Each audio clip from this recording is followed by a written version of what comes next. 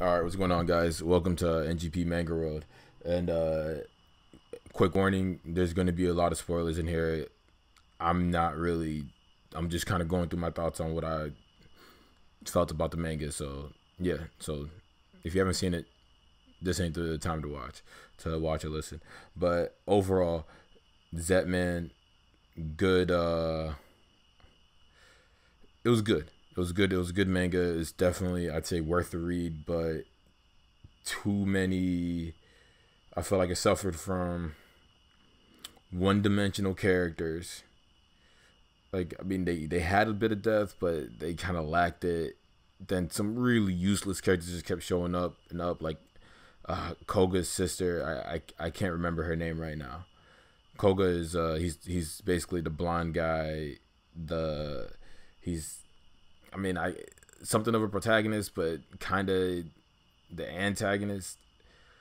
But yeah, his sister, can't remember her name, but she just seems so useless. Like, she just was not useful to the story at all. Her character wasn't cool. All she did was just crush on Jin. Jin's really the main character, and the undisputed protagonist. Like, he is the paramount good guy, Mr. Perfect, and really almost essentially the strongest character. Because I mean, we didn't really see the head guy, the leader of Evo, really fight. But yeah, I don't know, man. This was one I just wasn't really feeling. I didn't really feel like that's wrong. There was, it had, like I said, it had moments, but then it would just hit me with like a plot twist, and then I'd get really lost, and then they hit you with too many plot twists where I really couldn't get a good feel of the characters, a good ground on them. Like, biggest case in point was what's his name? Koga's dad. Basically, Koga is Koga Amagi, and then his dad, his not his dad, his grandfather. His grandfather, like, at first they had him as like just straight up evil, Amagi Corporation, your big bad corporations. But then as it moved on, they kind of had him like where he's solid, like, decent solid guy that you actually might kind of like. And then it's just like he's kind of evil and selfish again. Like, I couldn't get a grip on that. Like, I'm like, come on, man, like let's get stability on this character. I really wasn't feeling that. Then, but I mean, uh, just like I said, a lot of useless sketches. But let me get into what I did like. I definitely liked the the evil part, like the evil organization. I kind of like them. Well, mainly, I shouldn't say I like their organization as much, because it was really, I guess it was an organization, but it's really mainly like 3 or 4 active people really doing shit and a bunch of henchmen. So, but mainly like Haitani. Like, I mean, here, once again, one of the best parts about the manga is how the characters looked. I mean, they drew them on point. Like, it was crazy the way they looked. Phenomenal, really good stuff. Liked it a lot. Like, I mean, I ain't like normally I just skim through fight scenes in mangas, but this was one manga where I'm like, yeah, let me watch this. Let me go through the whole thing. So yeah, that was nice. But Hitani, man, that guy's character was awesome. Like, he had definitely way more layers than any other character in the show. Um, a lot of his plot twists. I mean, he kind of fell into that whole, I'm he's playing 4-dimensional chess with everybody. So he did kind of have a few far fetched plot twists, but it was always cool when he did it, just because the way he carried himself. Like, I don't know, he ended up being my favorite character by the end of it all, honestly. Because starting out, I probably like Koga the most, but my thing with Koga is just like eventually he was so rigid in his justice. I mean, I guess it's not his fault, because obviously he got like hit with one of those bugs, and then he changed up at the end, and he was just a dick. Like, it just kind of pissed me off.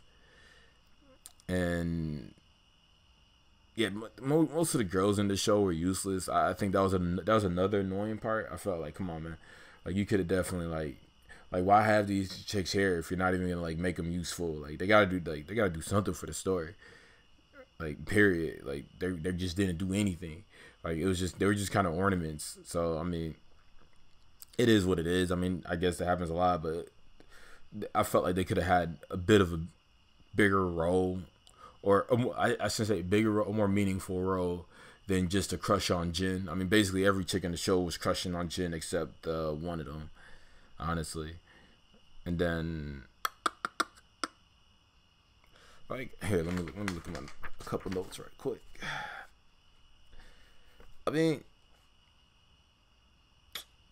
it felt like it was a story that kind of felt like it dragged. Like, I definitely felt like they could have, I don't know, cut it. Like, they could really condense this manga. Like, it was just certain things where it wasn't episodic. It always had like a path, but it just didn't make sense. Like, it's hard to make sense of it. It's like one moment Jin is with his grandfather. That's like in the beginning. Then his grandfather dies. Now all of a sudden he's with this random blonde haired chick. Okay, granted, that's how mangas usually do. Really fast, strong relationships. Not okay, boom, I can accept that. But then like they kind of fuck with his family, and then all of a sudden he's with the organization. They mentally fuck with him, and after they mentally fuck with him, he's all buddy with them, and they just didn't explain that. That didn't make sense to me. So that one was kind of like, it was just one of those things where I'm like, I don't know, but whatever, I'll accept it.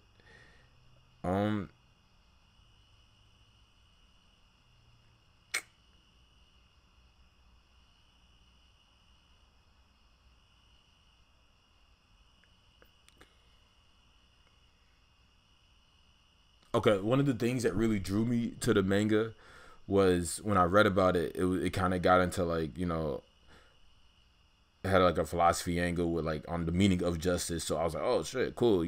Two different characters with two different meanings of justice. Yada yada yada. It really wasn't that. And then their definitions of justice wasn't too complex. It was kind of ABC. You know what I mean?